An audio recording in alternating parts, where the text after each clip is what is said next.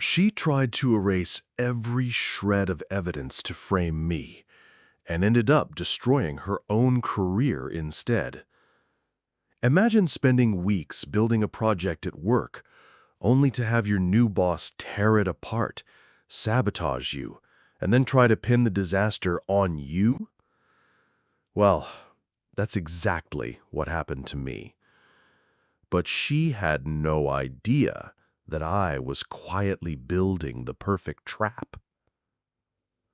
If you've ever had a boss who made your blood boil, who underestimated you, or tried to take credit for your work, hit that like button and subscribe, because this is one of the most satisfying workplace revenge stories you'll hear today. I've worked at my company for years, creating online training modules. It's not glamorous, but I'm good at it. I take complex processes and turn them into clear, interactive lessons for employees. Quizzes, sample scenarios, the works. Then, she arrived, our new associate director. I'll call her Linda. Linda had this air about her, the type of person who walks into a room like she already owns the place. She had a smile that was all teeth and eyes that scanned for weaknesses. From day one, I could feel it. She wasn't here to lead. She was here to climb. Rumor was she'd risen through the company by throwing people under the bus, always coming out clean while everyone else got the mud. I shrugged it off. Until my next project landed on her desk. I'd just finished the first draft of a new finance training module, a sleek 30-minute course for people who already had finance degrees and software training. We sent it to Linda for review, and she ripped it apart. This is completely incomprehensible. You need to explain every single mouse click. Add way more detail. I mean, way more. I stared at her notes, my stomach sinking. What is she talking about? This isn't meant for beginners. It's for trained finance staff. I tried to explain that to her. Linda, the audience already knows the basics. She cut me off. No excuses. Fix it, or I'll have to explain to leadership why training isn't up to standard. And there it was, the threat.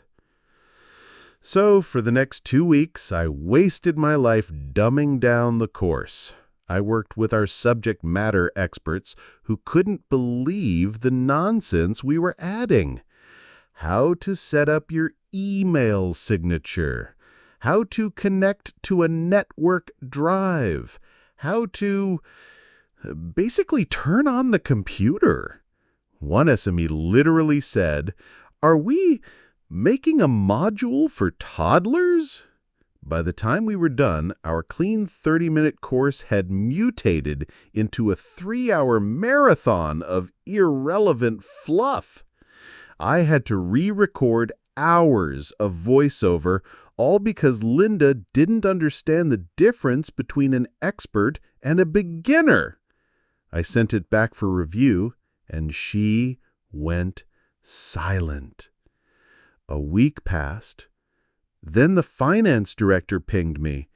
"Hey, why is this training a month overdue?" I went to pull up Linda's email chain to show him her ridiculous demands, and my inbox felt like a horror movie. Every single email was gone. Inbox? Empty. Sent items? Empty. Deleted items?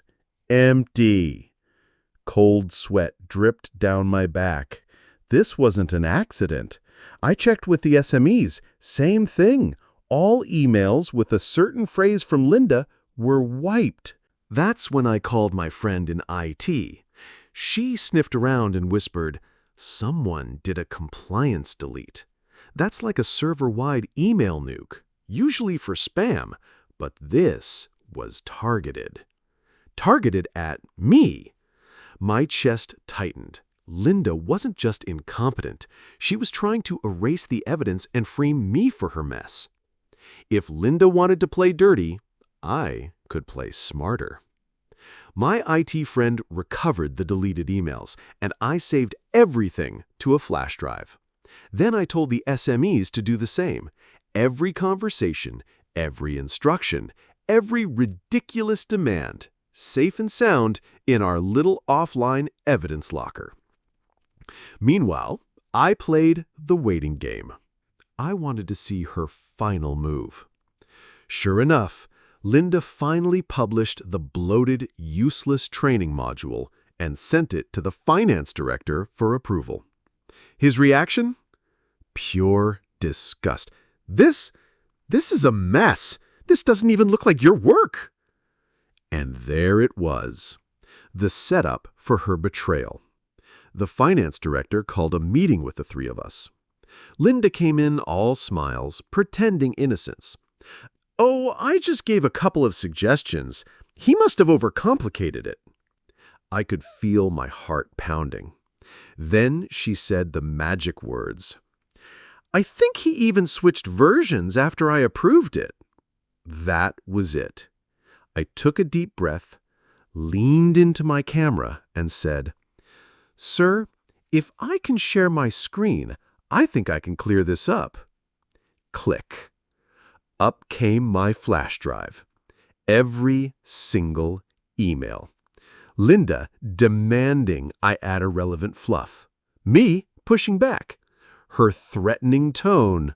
The vanished emails, all right there. The finance director's eyes went wide. Linda's face drained of all color. She stammered, I need to step away for a moment." And then she logged off. She never came back. The finance director had me send him every file.